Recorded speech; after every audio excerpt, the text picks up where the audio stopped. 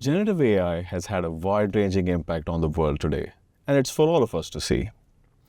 Starting from the economic impact, the impact that it's had on industry transformation, legal document summarization, customer engagement, cost savings, and so many more.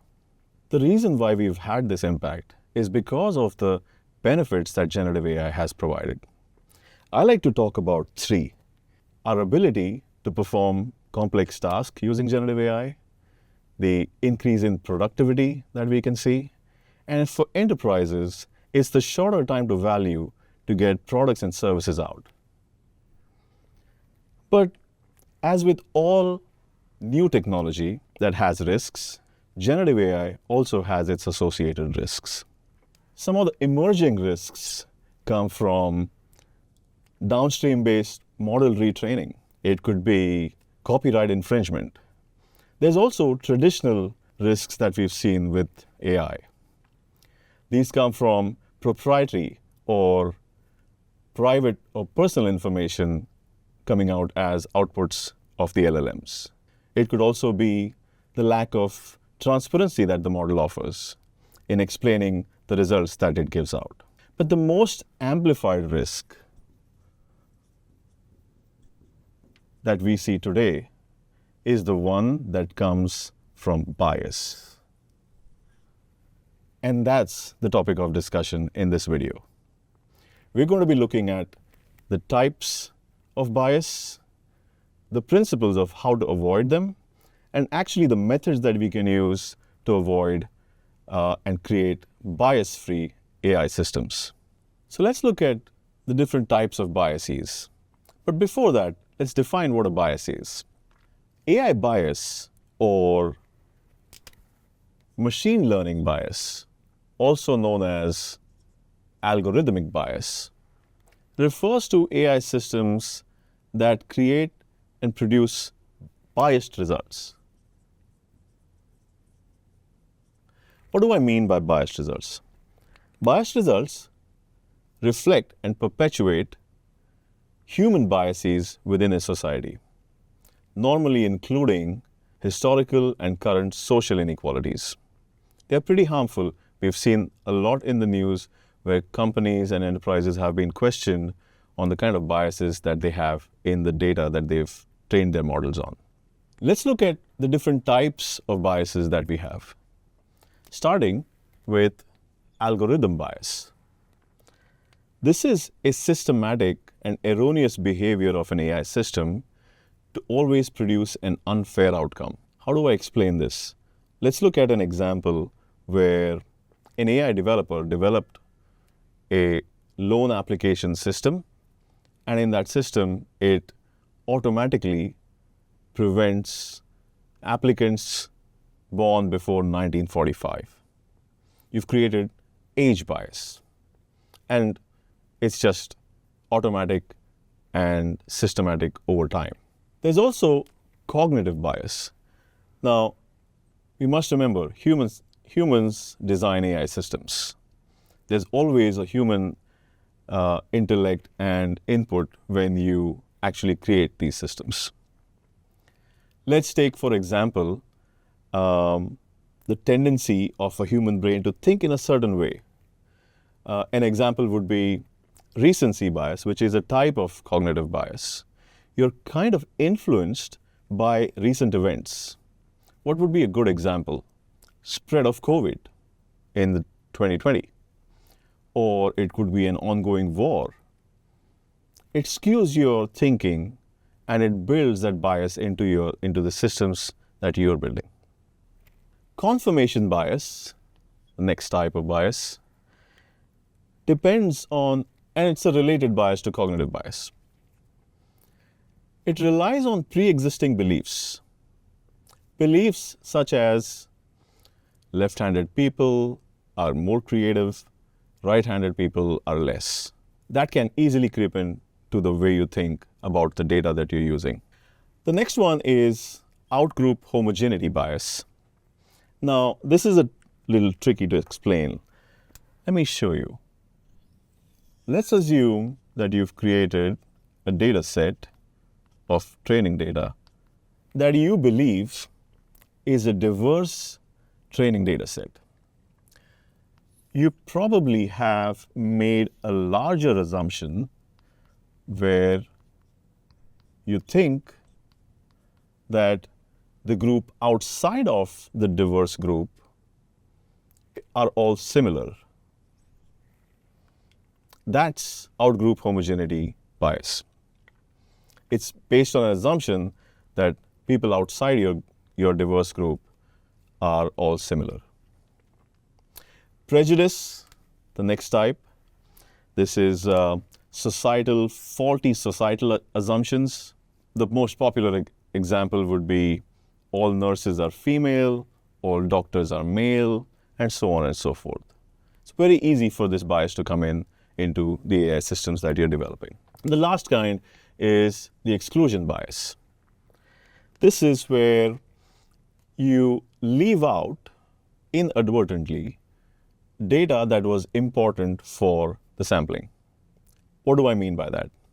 Let's say you send out a survey to a set of individuals that incidentally were the smartest employees in your enterprise. You've left out an entire group that could represent the less or average set of employees when it comes to performance. Skewing your results typically at the start of any AI innovation within an enterprise, it's very easy to get enamored by the wonderful, cool things that Gen AI can do for you. You have a successful prototype, a POC, a pilot for a small set of users, and you're quick to announce success until AI starts getting tested by internal and external users, and you start seeing biased results.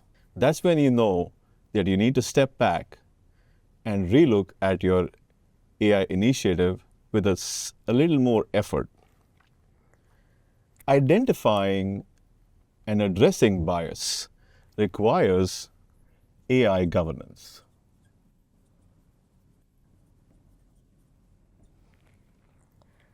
Now, what AI governance offers is a method to direct,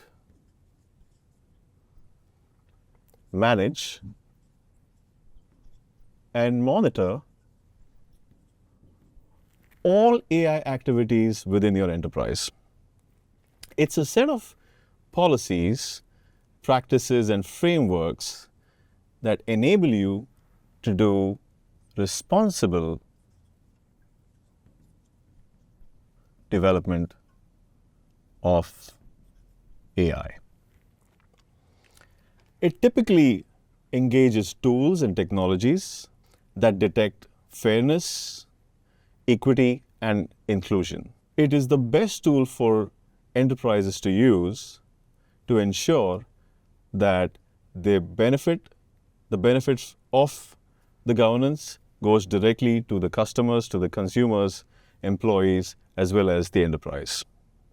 Avoiding bias may sound harder than it is, but there are proven methods that one can use to ensure your enterprise is bias-free in all your AI applications. Let's talk about a few selection of learning models. Now, it's obvious that you're going to choose a learning model that aligns with the business function that you want to achieve and it scales in the appropriate way. But when we're making decisions between supervised and unsupervised learning models, we need to be a little bit more careful. For supervised learning models, the stakeholders select the training data.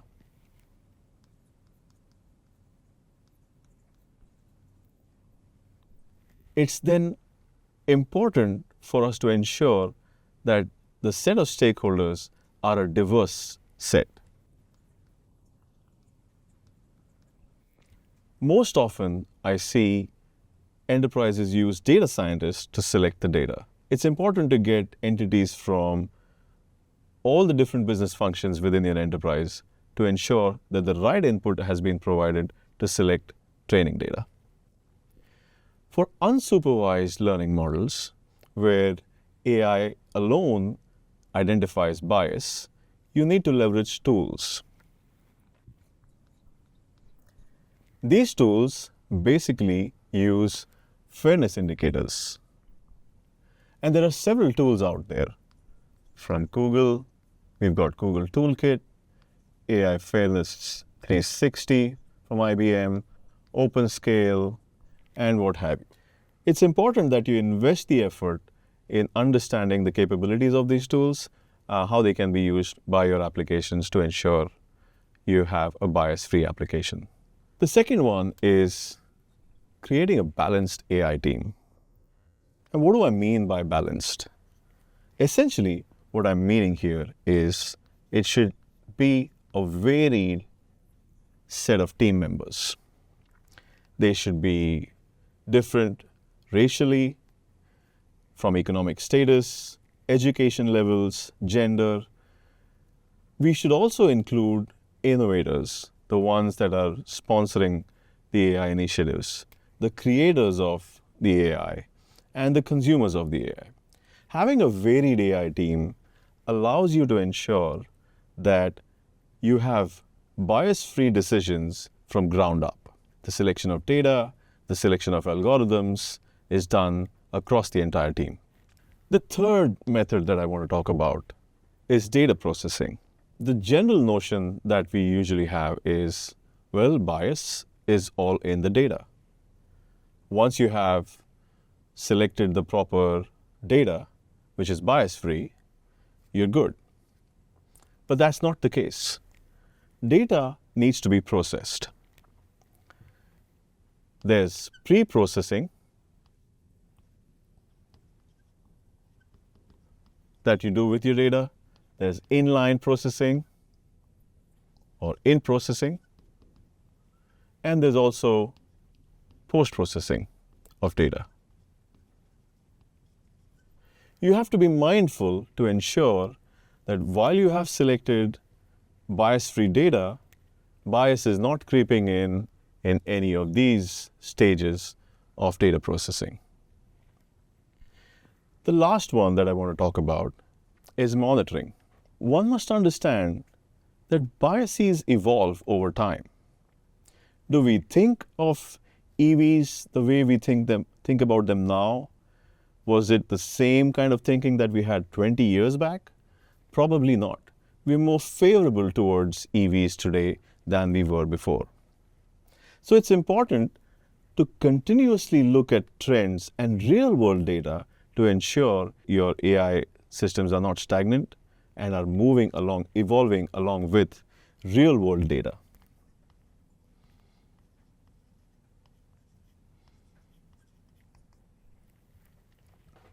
Now, I've also seen many companies employ third-party assessment teams that would assess all of your enterprise applications for detecting bias. It's a great and optional way to ensure that your AI systems are built fairly, they are bias-free, and also endorsed by third-party assessment.